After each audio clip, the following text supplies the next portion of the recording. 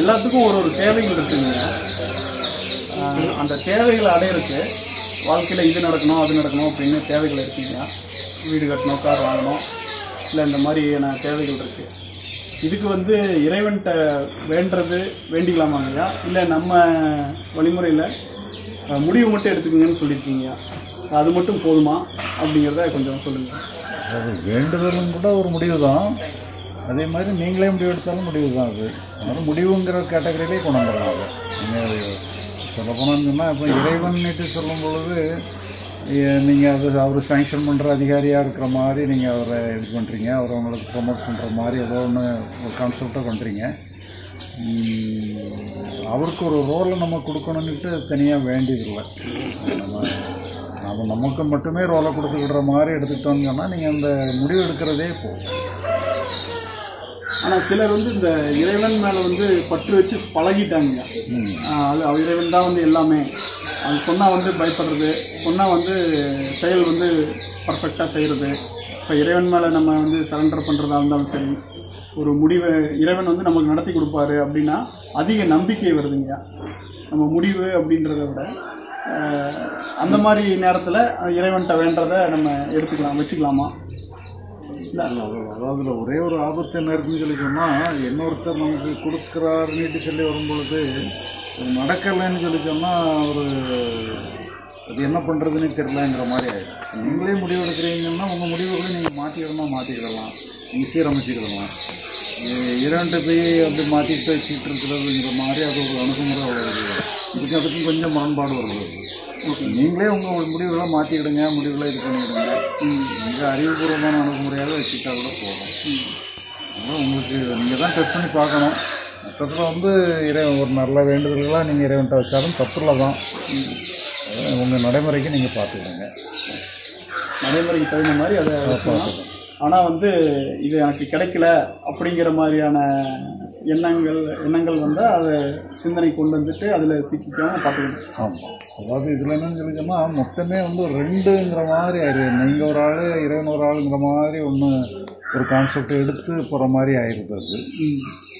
அதனால் நமக்கு நடக்காமல் போயிட்டுங்கன்னா அதுக்கு காரணம் நாமளாக இறைவனாங்கிற கேள்விலாம் இருக்குது. நம்ம அவ்வளோ சக்ஸஸ்ஃபுல்லாக இறைவன் ஏன் அதை சக்ஸஸ்ஃபுல்லாக பண்ணி கொடுத்துடல, இன்னும் நிறைய கேள்விகள் வந்துடுது. அதனால் உங்களை மட்டுமே வச்சுக்கிட்டோன்னா பிரச்சனை இல்லை. கேள்விக்கும் நீங்கள் தான் பொறுப்பு, பதிலுக்கு நீங்கள் தான் பொறுப்புங்கிற மாதிரி ஆகிடும். அதனால் நம்ம முடிவு எடுத்துக்கிட்டா ஆமாம், அப்படி அந்த முடிவுலேருந்து மாறிட்டாலும் மறுபடியும் அந்த முடிவை எடுத்துக்கிட்டா போகலாம். ஆமாம், முடிவிலிருந்து மாறாமல் இருக்கிறது உங்கள் கடமை.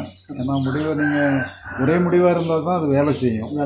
முடிவு மாற்றிட்டே இருந்தோம்னா வேலை செய்யாது, பலம் குறைஞ்சிடும். நம்மளோட செயல் வேகமே கூட குறைஞ்சிடும்.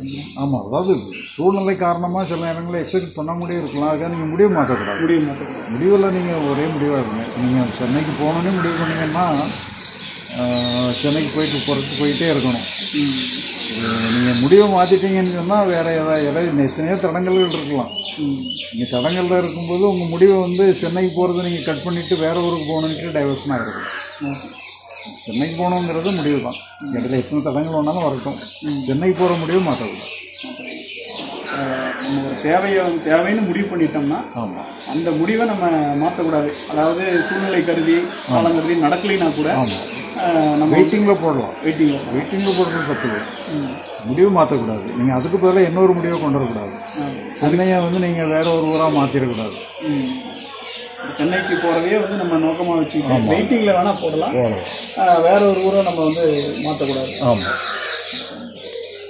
இதில் இந்த என்ன சொல்கிறதுங்க, நம்ம முடிவை மாற்றக்கூடிய சூழ்நிலைகளும் வரலாம் இல்லைங்களா? அந்த முடிவு தவறு அப்படின்னு தெரிஞ்சதுனாலோ இல்லை வேற மாதிரி ஏதாவது இது நடக்காது அப்படின்ற மாதிரி தெரிஞ்சாவோ. ஆமாம், அதான் அப்படியே முடியவே முடியாதுன்னு சொன்னால் அதை நீங்கள் அப்புறம் இங்கே ஒன்று அங்கே ஒன்று அப்படி மாற்றிட்டே இருக்கக்கூடாது. அது சரியில்லை நீட்டு சொல்லி சொன்னால் மாற்றிக்கலாம். அப்போ வந்து இப்படி வச்சுக்கலாமாங்க, ஒரே நேரத்தில் ஒரு முடிவு. அதான் ஒரு முடிவோடு தான் இருக்கணும். அந்த ஒரே நேரத்தில் ஒரு இருந்தோம்னா டெய்லி டெய்லி ஒரே முடிவாக எடுத்துகிட்டே இருக்கக்கூடாது. அந்த ஒரு முடிவோடு இருக்கணுங்கிறது தான் முக்கியங்கிறத புரிஞ்சுக்கிடுங்க. பிறகு அந்த முடிவு சாத்தியமே இல்லைன்னு தானே நினைக்கிறது. இப்போ நீங்கள் ஒருத்தர் சென்னையில் போய் ஒருத்தர் ஒரு நண்பரை பார்க்குறேன்னு சொல்கிறாரு, அவர் அமெரிக்காவில் செட்டில் ஆகிட்டாருன்னா நீங்கள் அமெரிக்காவில் தானே போய் ஆகணும், சென்னைக்கு போக முடியாதுலாம். ஆமாம், ஏன்னா அவர் இருக்கிறது வந்து முடிவே தவிர சென்னையில் தான் அவர் சந்திப்பு பண்ணிட்டு இப்படி பண்ண முடியுமா? இப்போ நம்ம வந்து இந்த சென்னையில் வந்து ஒரு சந்திப்புன்னு முடிவு பண்ணாங்க, நம்ம வந்து என்ன சொல்கிறதுங்க, அது தவறான முடிவாயிடுது. அது நம்மளோட தவறான முடிவாயிடுதுங்க.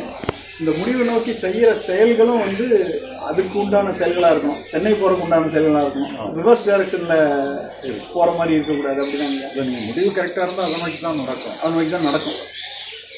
ஸ்ரீ பகவத் ஐயா அவர்களின் ஆசையுடன் திரு ஜீவமணி மற்றும் சரவணன் அவர்கள் இணைந்து நடத்தும் 2 நாள் ஞான முகாம் நவம்பர் மாதத்தில் நடைபெற உள்ளது. நாள் 30/11/2024 சனிக்கிழமை காலை 10 மணி முதல் 1/12/2024 ஞாயிற்றுக்கிழமை மதியம் 3 மணி வரை நடைபெறுகிறது. இந்த வகுப்பில் அகம் புறம் என்றால் என்ன, மனம் புத்தி என்றால் என்ன, ஆன்மீகம், கர்மா, தியானம், ஞானம், முக்தி என ஒரு மனிதன் மகிழ்ச்சியாக வாழ தேவையான அனைத்து விஷயங்களும் சொல்லித்தரப்படுகிறது. இந்த வகுப்பில் கலந்து கொள்ள முன்பதிவு அவசியம்.